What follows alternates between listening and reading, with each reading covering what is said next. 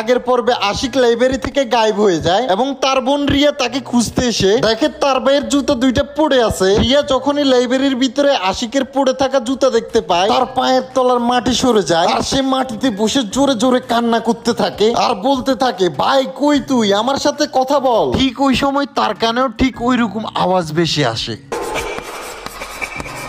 সে পিছনে ঘুরে আর দেখে ব্ল্যাকবোর্ড নিচ থেকেই কিছু একটা লিখতেছে, আর্জুন মিস রোল নাম্বার 13। এটা দেখে রিয়ার ভয়ে নিঃশ্বাস বন্ধ হয়ে যায় আরও বুঝে যায় ভয়ানক কিছু তো এখানে আছে। কাঁপতে কাঁপতে রিয়া বলে, তুমি আসলে কে আর ব্ল্যাকবোর্ডে যা লিখেছো ওইটার মানেটা আসলে কি? যদি সত্যিই কেউ এখানে থেকে থাকো প্লিজ আমার সামনে আসো। ঠিক এমন সময় একটা ভয়ঙ্কর শব্দ শোনা যায়।